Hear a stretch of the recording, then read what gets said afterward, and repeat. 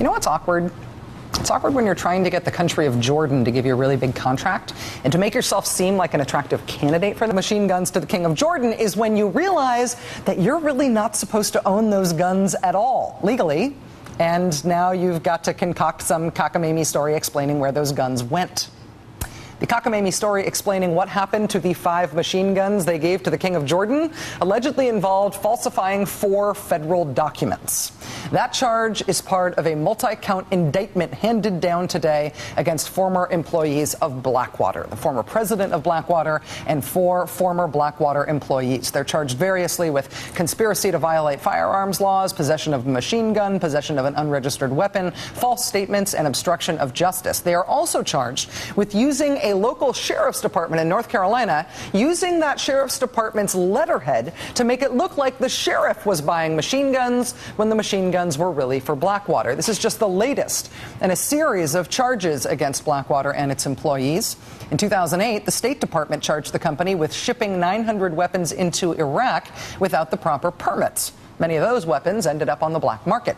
In the same year, 5 Blackwater employees were indicted on manslaughter and weapons charges after 17 Iraqis were killed in Baghdad's Nisour Square. Those charges were later dropped because of prosecutorial misconduct.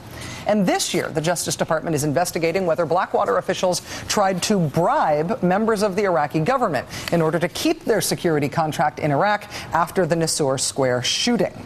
But despite that delightful history, Blackwater is still reportedly in the running for lucrative government contracts, potentially including the $1 billion Pentagon contract to train the Afghan police.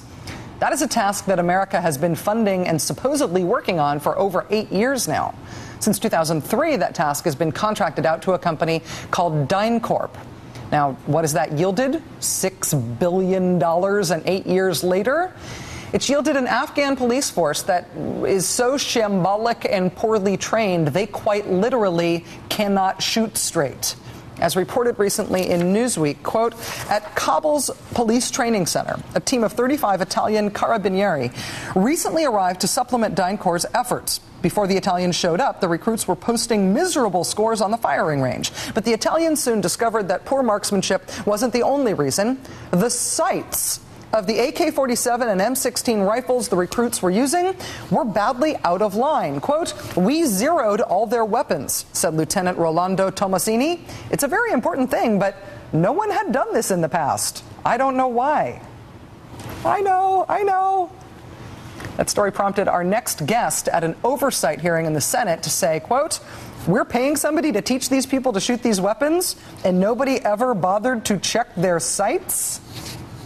Joining us now after way too long an absence is Senator Claire McCaskill of the great state of Missouri, chair of the Homeland Security Subcommittee on Contracting. Senator, thank you so much for your time tonight. Good to see you. Thanks, Rachel. Good to be with you. After all of these years and all of these billions paid to contractors to do this, do they have any explanation for why they haven't done something as simple as telling people what the sights on their guns are for? Well, frankly, I mean, it's been like the Wild West because nobody's been watching them. This is a textbook example of complete lack of oversight on contracting. And it wouldn't be so frustrating if this wasn't a story that we've heard over and over again. If you look at this contract, it's been bounced around from defense to state. Now they're trying to take it back to defense. And here's the saddest part of the story. This is a key mission of what we're doing in Afghanistan. Training these police departments is one leg of a three-legged stool that is going to dictate whether or not we succeed or whether we fail. So contracting oversight on this police training mission is incredibly important, and it has been an abject failure. General William Caldwell is in charge of training Afghan forces. He says publicly that he would rather work with people like the real Italian police or any real police other than working with contractors. General McCaskill today said that we're too reliant on contractors. He said they don't save money. He says he wants fewer of them in Afghanistan. Who is actually in favor of these contractors still being there? Why can't we seem to free ourselves of them?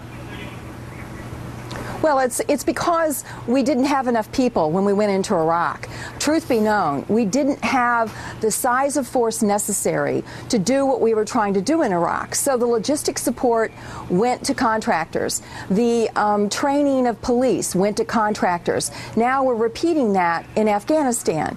Now, hopefully, I was in Afghanistan not too long ago, met with both General McCaskill and General Caldwell. I will tell you, General Caldwell gets it. He understands how badly this has been done before. He understands that he's got to get this under his command and get control of it.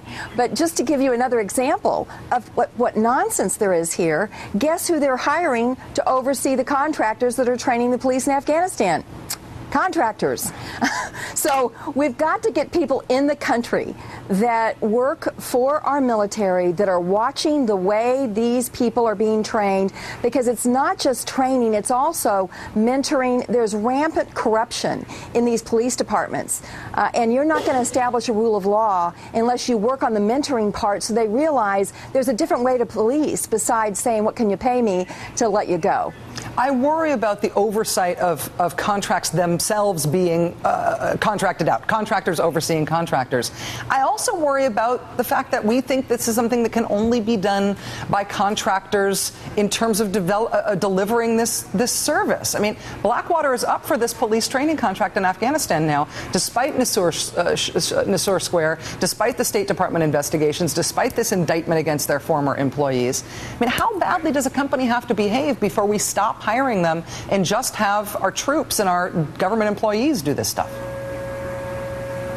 Part of the problem is our military wants what they want when they want it, and contracting is a quicker way to get there. We've got to realize that that is a luxury we can no longer afford, because it hasn't been a good investment for our taxpayers, and it hasn't been the kind of support our military needs. So we have to begin to realize that, especially training local police for rule of law in a counterinsurgency effort, which is going to be a core competency of our military forever. We've got to bring that in-house. We've got to make sure we've got the oversight of the contracts that are in the military chain of command, so we know who to fire when it goes badly. That's part of the problem with this mess, is you don't even know who to hold accountable, because it's such a cluster. You've got NATO in there, you've got the military, you've got the State Department. Meanwhile, these contractors, they're not really sure who the boss is, so they do what they feel like. Do you feel like you have support in the administration and at the Pentagon for the views that you've expressed here and the way that you've approached this issue?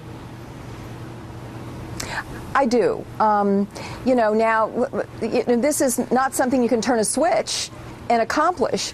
Part of the problem, Rachel, is the area of contracting is not exactly sexy. And you might have noticed that folks around the Capitol kind of like the stuff that's getting the headlines that day. So part of it is an attention span. That's why I'm happy about this committee. We can stay on this, even though there may not be a full hearing room, there may not be cameras or people covering it in the newspaper, but these agencies are going to know somebody is paying attention to the way they're contracting. And I think over time we're going to be able to make a real difference, because nobody's been paying this kind of attention to contracting in the federal government before. You keep doing these hearings, and I promise we will keep covering it, at least in our little show here at 9 o'clock. I have one last question for you, Senator. It's a deal. All right, it's a deal. Sure. One last question is, and I know that you won't answer it directly, but I'm just going to ask anyway. Wouldn't being a Supreme Court justice be an awesome job? Honestly, not for me. I would get way too restless.